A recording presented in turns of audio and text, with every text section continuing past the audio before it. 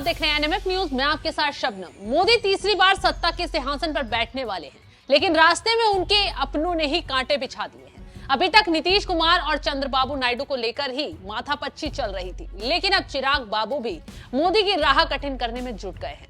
ये वही चिराग पासवान हैं जिन्होंने जीत के तुरंत बाद एनडीए को समर्थन देने का जोरों शोरों से वादा किया।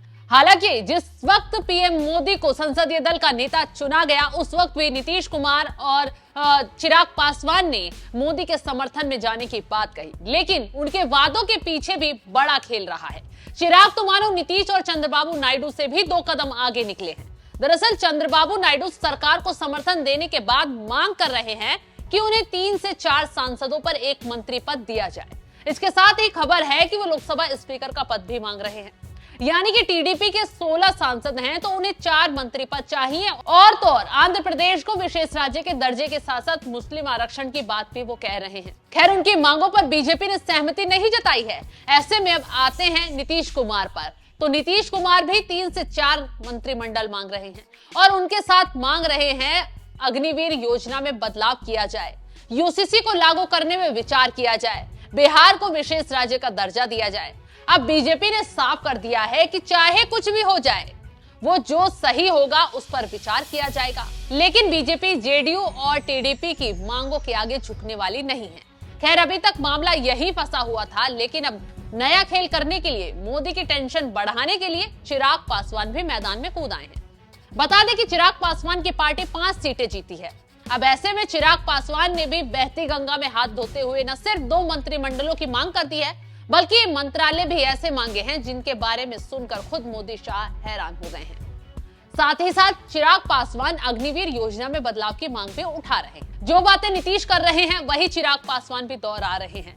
अभी तक नीतीश से चिराग की बनती नहीं थी, लेकिन नतीजों के बाद खुद चिराग पासवान नीतीश से मिलने पहुंचे और तस्वीर भी अचानक बदल ही गई।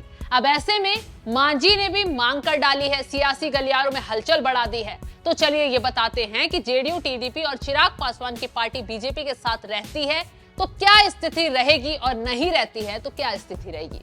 अगर ये लोग नहीं रहते हैं तो बीजेपी की सरकार संकट में आ जाएगी। यही वजह है कि लगातार पीएम मोदी को आंखें दिखाने का काम किया जा रहा है। हालांकि मोदी भी रणनीति के तहत मामले को शांत करने में जुटे हैं। दरअसल बीजेपी के पास 240 सीटें हैं, टीडीपी के पास 16 सांसद हैं, जेडीयू के पास 12 सांसद हैं, चिराग पासवान के पास 5 सांसद हैं, वहीं जीतन राम मांझी के पास 1 सांसद है। सभी दलों को मिलाकर एनडीए 393 का आंकड़ा छू पाया है। तो ऐसे में अब सभी दलों ने मोदी पर दबाव बनाना शुरू कर दिया है, लेकिन मोदी ब्लैकमेलिंग से बाहर निकलकर सरकार चलाना चाहते हैं। तो वो फिलहाल तो सभी को मनाने की कोशिश में लगे हैं और हाल फिलहाल तक जो खबरें आ रही हैं उसमें ये भी कहा जा रहा है कि सभी दल मान गए हैं।